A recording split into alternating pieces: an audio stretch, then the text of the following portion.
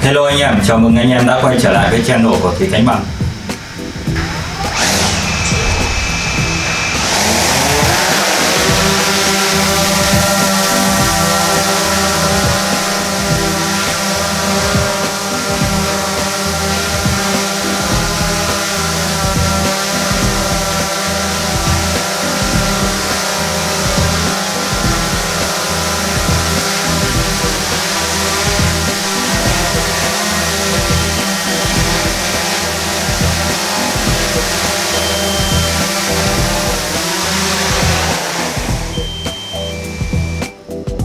Hôm nay mình sẽ mở hộp chiếc Mavic 2 Pro.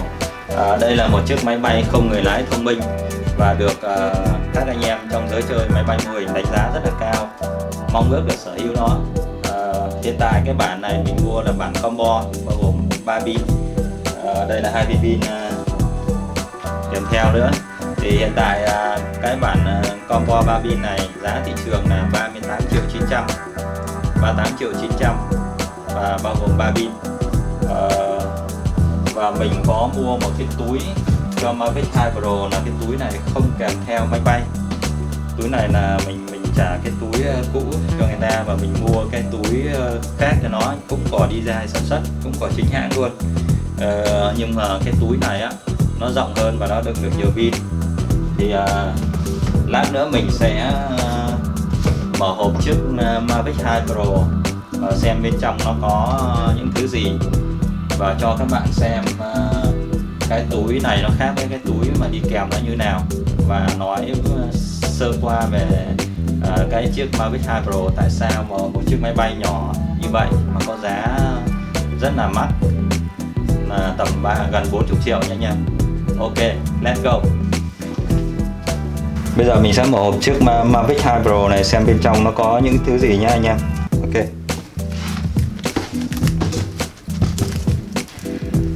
Hết sức cẩn thận nha anh em.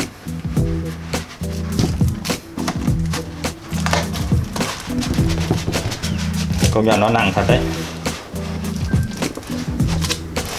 Ok. Wow. Đây là một phiên bản Mavic 2 Pro mới ra luôn. Nhìn rất là đẹp, mùi rất là thơm anh em. Hàng của DJI rất là chất nha anh em. Bên trong nó gồm một tay điều khiển này. Đây là một tay điều khiển rất nhỏ nhắn và xinh xắn. Và đây là hai cái núm của nó, hai cái stick mode để chúng ta điều khiển. Tháo ra cho nó đỡ gãy nha anh em, và tháo ra gắn vào đây để chúng ta gấp gọn lại và đi du lịch cho nó tiện. Ok, chỗ này là mình để mình kẹp điện thoại nha. Đây, kẹp được chiếc iPhone 6 Plus vào này. Đó. Ở đầu này nó có một cái jack để chúng ta ghim điện thoại vào cái cổng. Ok. Đó, khi bay thì các bạn gạt cần anten ra. Đây là cái gì? Ở đây là một cái cổng, cái này là cái jack của nó thôi. Cái này nó cho thêm cái jack và một số cái cổng Android, một số cái cổng Android để kết nối điện thoại Samsung hoặc là một số cái điện thoại Android.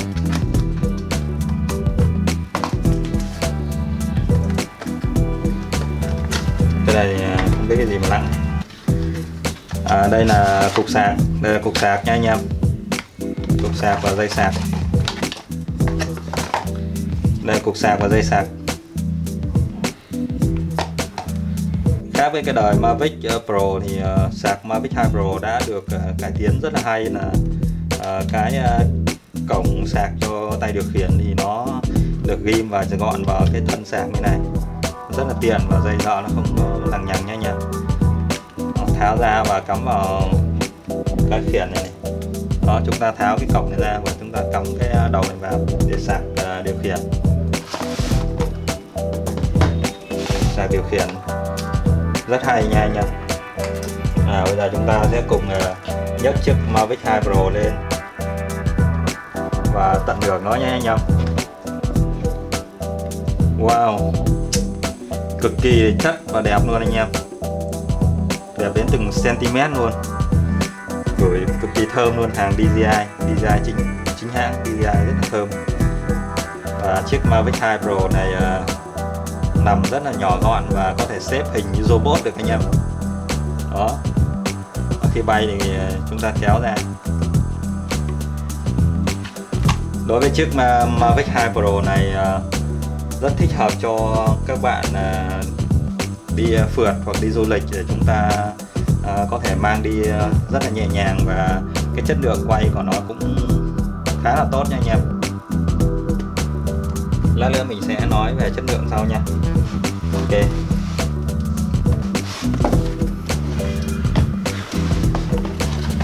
Để đây đi.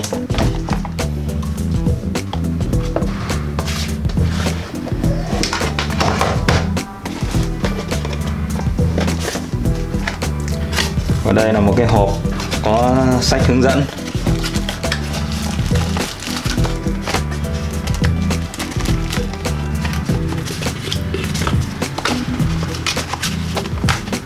Bao gồm mấy cuốn sách hướng dẫn bay, hướng dẫn sử dụng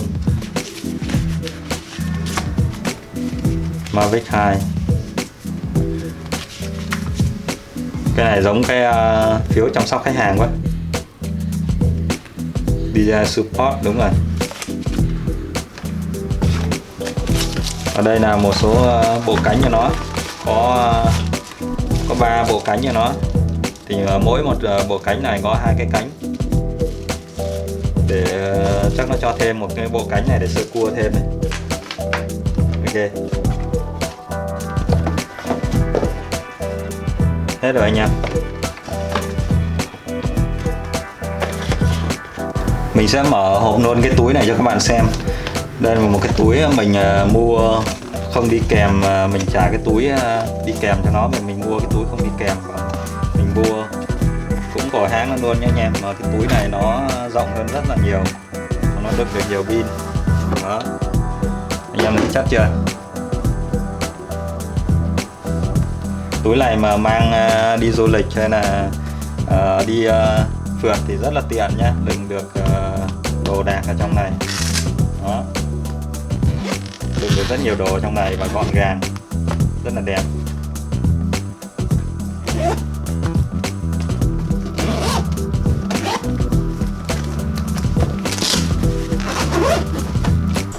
Đây, quai đeo của nó đây, quai đeo. Và trong này là đựng pin, đựng sạc và tay điều khiển. Ở ngăn giữa là chúng ta đựng chiếc Mavic 2 Pro. Ok, bây giờ chúng ta sẽ đi nói xem là chiếc Mavic 2 Pro tại sao mà nó có giá mắc như vậy, 40 triệu lần. Như mình đã nói, đây là một chiếc máy bay cực kỳ thông minh, và nó có thể bay xa được 5 km nha anh em. 5 đến 7 km là chuyện bình thường, và khi sự cố như là mất kết nối thì máy bay sẽ tự động bay về vị trí xuất phát ban đầu. Vận tốc của chiếc máy bay này có thể đạt tới 72 km/h, và máy bay được trang bị camera của hãng Hasselblad nha anh em. Hasselblad, một hãng camera rất là nổi tiếng, và camera chuyên sản xuất những loại camera rất là mắc. Camera nó có khẩu là 2.8 và quay được 4K 30 khung hình trên giây, và 1050 ở 120 khung hình trên giây, thì các bạn có thể làm slow motion. Cảm biến của camera được trang bị là 1 inch và có thể quay D-Log ở file dạng RAW là 10 bit nha anh em. 10 bit. Cảm biến 1 inch tương đương với cả con GH5 nha anh em.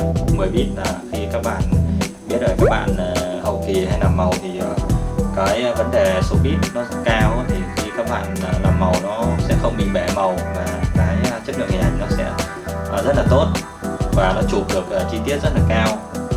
Tất cả những cái mà tính năng như vậy ấy, thì các bạn biết rồi, chiếc máy bay này rất là đáng giá đồng tiền để chúng ta đầu tư và chơi. Kể cả những các bạn đi phượt hoặc là các bạn đi du lịch, hoặc là các bạn quay chuyên nghiệp thì các bạn vẫn có thể sử dụng chiếc Mavic 2 Pro này một cách bình thường nhé. Như các bạn đã xem cái hội trường MV Hãy Trao Cho Anh ấy cũng được quay bằng con Mavic 2 Pro, và về người ta color grading màu vẫn rất là ok và đáp ứng đủ yêu cầu chứ không có phải là chất lượng thấp. Ok, tiếp theo thì mình sẽ làm một số cái clip bay và trải nghiệm chiếc Mavic 2 Pro này và thử một số tính năng thông minh của nó. Hy vọng các bạn thích clip này, và nếu thích clip này thì hãy like và subscribe để ủng hộ kênh của mình nhé. Xin chào và hẹn gặp lại các bạn trong các clip tiếp theo. Bye bye.